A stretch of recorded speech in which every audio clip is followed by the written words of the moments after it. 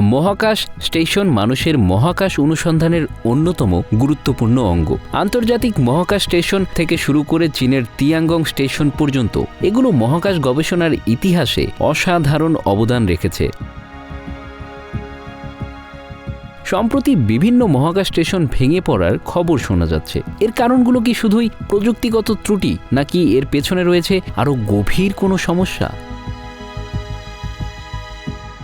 উদাহরণস্বরূপ 2001 সালে রাশিয়ার মির স্পেস স্টেশন ধীরে ধীরে ভেঙে পড়ে। এটি প্রায় 15 বছর ধরে কাজ করেছিল, কিন্তু বার্ধক্য ও রক্ষণাবেক্ষণের অভাবের কারণে শেষ পর্যন্ত এটি নিয়ন্ত্রিতভাবে মহাসাগরে ডুবিয়ে দেওয়া হয়।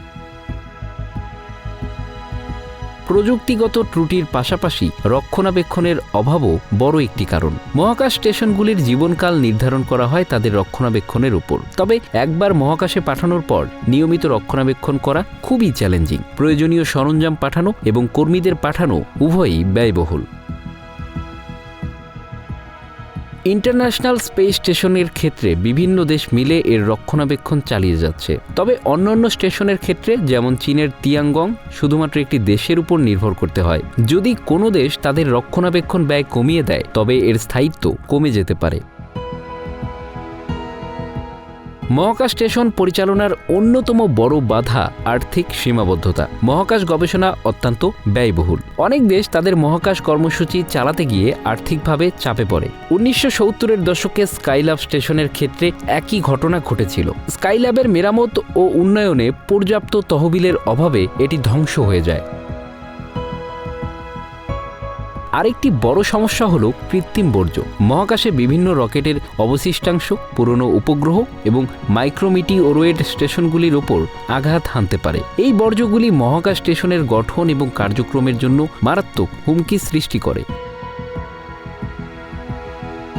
2021 সালে রাশিয়ার একটি মিসাইল টেস্টের সময় সৃষ্ট কৃত্রিম বর্জ্য আইএসএস-এর জন্য তাৎক্ষণিক হুমকি তৈরি করেছিল। যদিও এটি কোনো বড় ক্ষতি করেনি, তবে ভবিষ্যতে এমন ঘটনা আরও ঘটতে পারে। মহাকাশ স্টেশনের ভেঙে পড়ার পেছনে ভূরাজনৈতিক বিষয়গুলিও ভূমিকা রাখে। আন্তর্জাতিক সহযোগিতা প্রয়োজন হলেও বিভিন্ন দেশের মধ্যে দ্বন্দ্ব মহাকাশ প্রকল্পগুলিকে ক্ষতিগ্রস্ত করতে পারে। উদাহরণস্বরূপ, রাশিয়া এবং পশ্চিমা দেশগুলোর মধ্যে সম্পর্কের অবনতি আইএসএস-এর ভবিষ্যৎ নিয়ে প্রশ্ন তুলেছে। রাশিয়া ইতিমধ্যে আইএসএস-এর থেকে নিজেদের প্রত্যাহারের ইঙ্গিত দিয়েছে এবং তাদের নিজস্ব মহাকাশ স্টেশন তৈরির পরিকল্পনা করছে। মহাকাশ স্টেশনের বর্তমান সমস্যাগুলো কাটিয়ে উঠতে হলে ভবিষ্যতে আরও টেকসই প্রযুক্তি এবং আন্তর্জাতিক সহযোগিতা প্রয়োজন। মহাকাশে রোবোটিক মেরামতের প্রযুক্তি উন্নত করা এবং বর্জ্য ব্যবস্থাপনার কার্যকর পদ্ধতি বের করা অত্যন্ত জরুরি। একই সঙ্গে মহাকাশ স্টেশনগুলির আর্থিক ব্যবস্থাপনা আরও শক্তিশালী করতে হবে। মহাকাশ স্টেশনের ভেঙে পড়ার ঘটনাগুলি শুধুমাত্র প্রযুক্তিগত বা আর্থিক সমস্যা নয়, বরং এটি মানুষের মহাকাশ গবেষণার সামগ্রিক চ্যালেঞ্জের প্রতিফলন। এই সমস্যাগুলি সমাধান করতে পারলে মানবজাতির মহাকাশ যাত্রা আরও শক্তিশালী হবে এবং আমরা মহাকাশে আরও দীর্ঘস্থায়ী স্টেশন নির্মাণ করতে সক্ষম হব। Bangla affairs news desk.